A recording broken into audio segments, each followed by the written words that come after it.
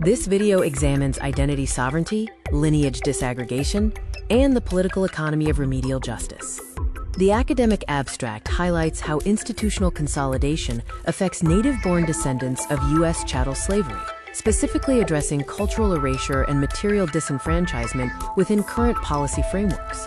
Current U.S. demographic systems often group diverse populations together.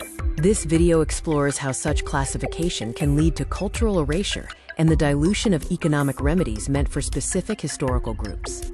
We discuss how native-born Black Americans possess a unique culture tied to U.S. history, including documented ancestral connections to Native American nations through the history of freedmen. The legal relationship between freedmen and Native nations is grounded in the treaties of 1866.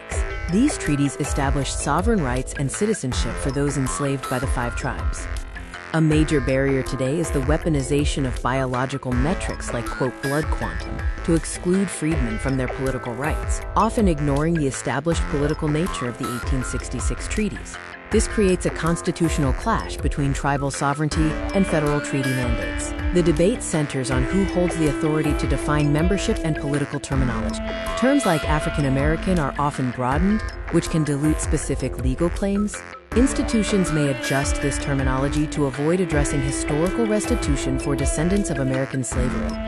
It is essential to distinguish between the distinct identities of native-born Black Americans, Afro-Latinos, and various African immigrant groups, as their historical experiences and legal ties differ significantly.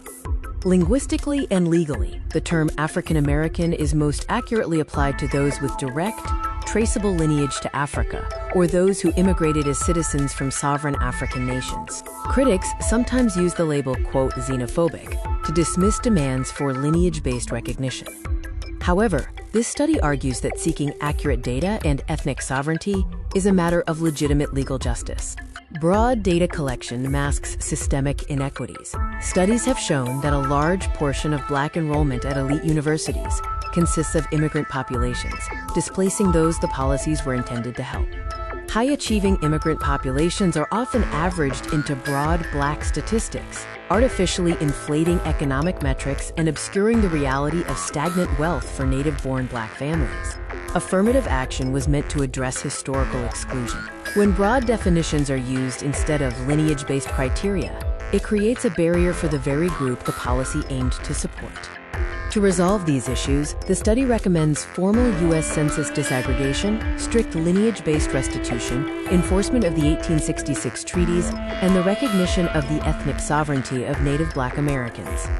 Ultimately, clarity in demographic data and a commitment to historical justice are necessary to ensure that remedial programs effectively address the unique struggles of the descendants of American slavery.